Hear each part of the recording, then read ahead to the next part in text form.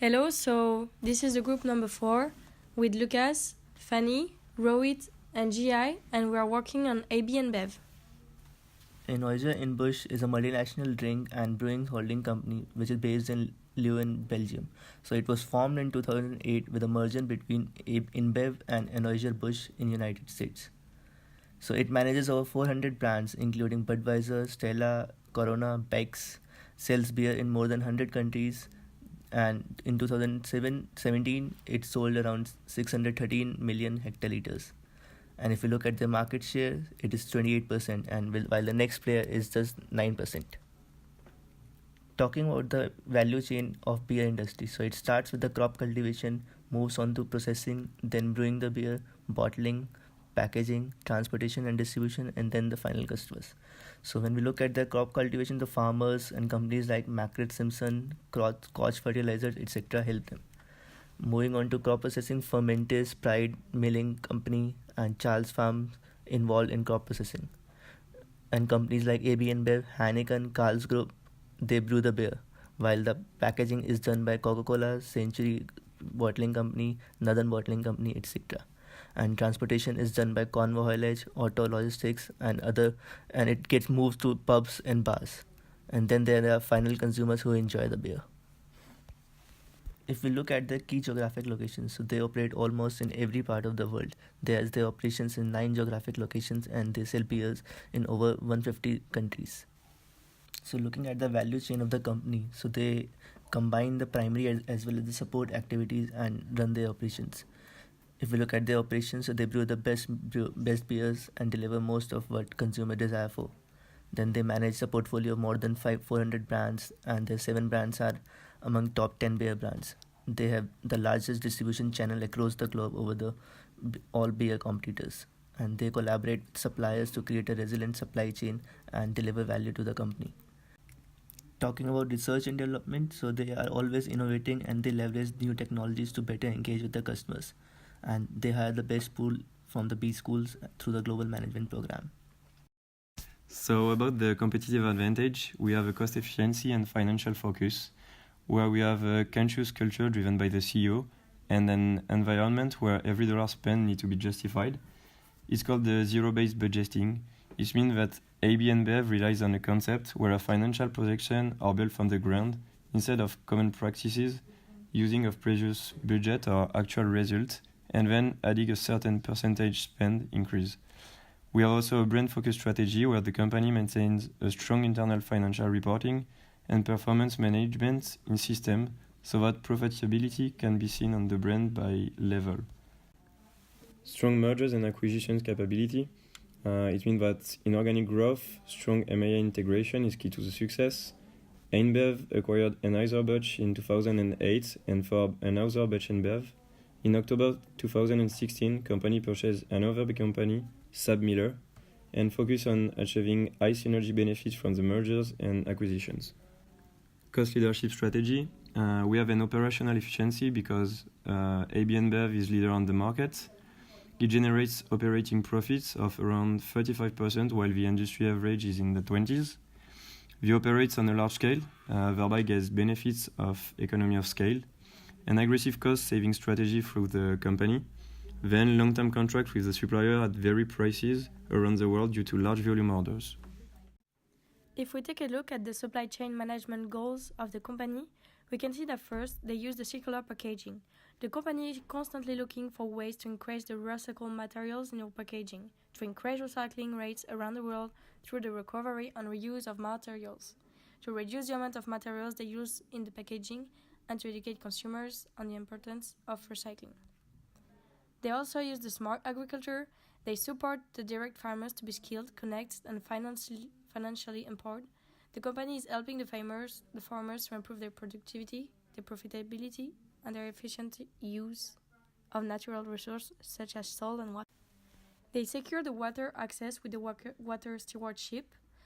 Water is more than just a key ingredient in the beer. It's a critical resource for the economic, social, and environmental well-being of our communities. They also do climate action. They do the championing low-carbon technology. They brewing beers on a healthy natural environment as well on thriving communities.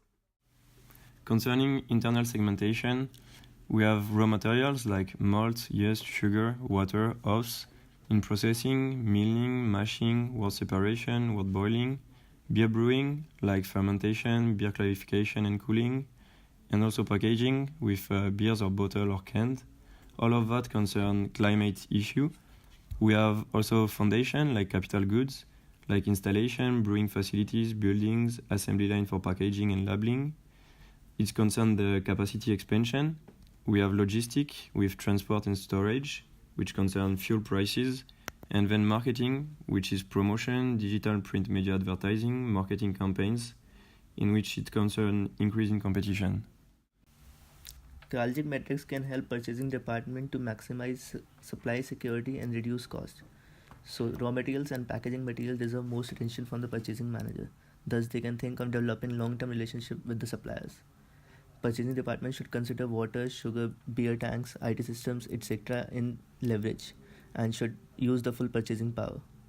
Labeling can be considered a bottleneck, while warehousing, web space, etc. should be considered non-critical, and purchasing department should approach these items using standard products. If we look at malt, so farmers are geographically concentrated at different locations. Their production leads to climatic issues, and so they strategically integrate with farmers through Smart Barley initiative. About the supply chain innovation, Smart Barley was launched in 2013 and helps farmers to solve challenges and improve their productivity and environmental performance. It means to produce high-quality malt barley. It also allows them to expand partnership and also to help agronomists to help to improve their productivity, profitability, and natural resource efficiency. Our supply market analysis is about more. Global more ingredient market is expected to register a CAGR of 7.1%. The market structure is geographically concentrated. North America and Europe dominate the global market with their massive production of malt and brewery products. We can see they are in a high competitive landscape.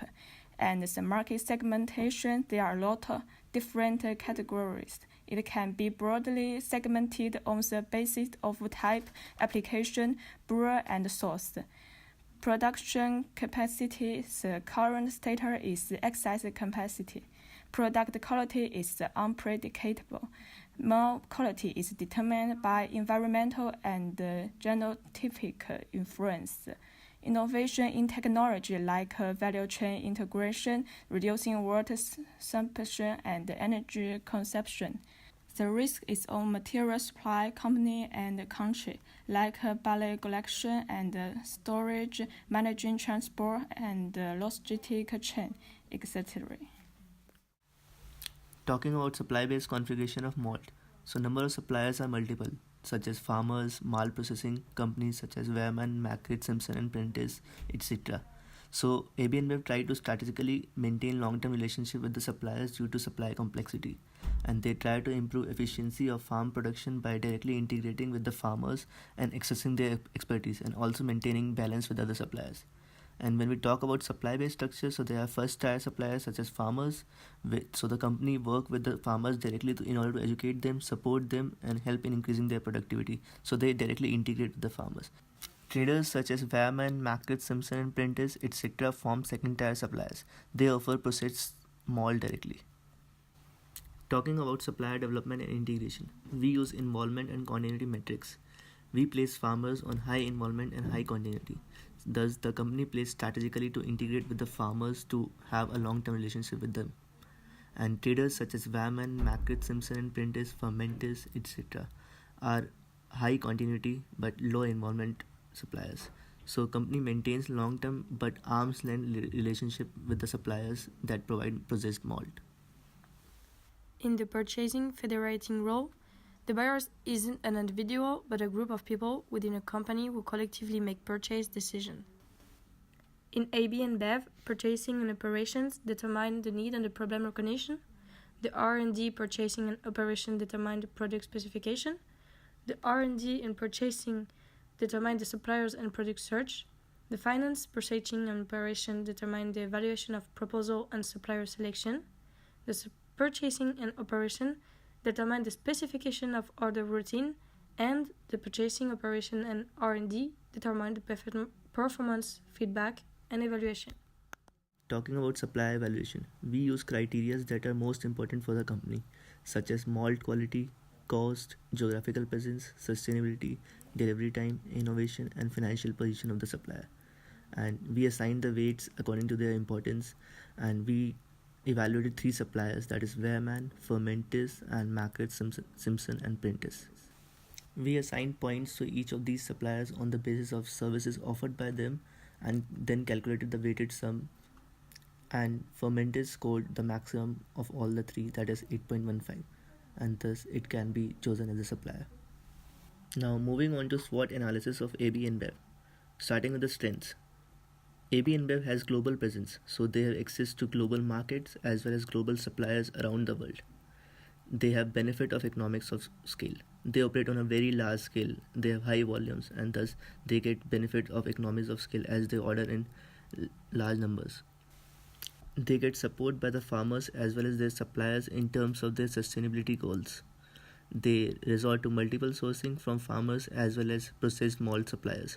So they leverage their position with the suppliers as well as play strategically with the farmers and having a direct relationship with them. They have the strong mergers and acquisition capability, which means they rely on synergy benefits with merging and acquiring different companies. So they recently acquired Sam Miller and gained a lot of synergy benefits. They have research and development labs across the globe. So now moving on to weaknesses of ABInBEV. Malt is an important raw material for beer, but one of the major problems that ABInBEV faces is unpredictable malt quality. Next is poor organic growth. Since the beginning, ABInBEV focused only on inorganic growth, while the organic growth wasn't been impressive. Now, beer is a sector that involves too much government involvement, so ABInBEV faces a lot of problem with regard to this, with the government intervention at every phases. They focus only on beers, while there has been a trend while people are moving to different non-alcoholic drinks, but ABInBEV mostly focus on beers. Last one is the waste generation at every point in the supply chain. So while they procure malt and in the process of beer brewing and in packaging, a lot of waste is generated. And ABInBEV need to spend a lot of resources in reducing this waste and achieving their sustainability goals.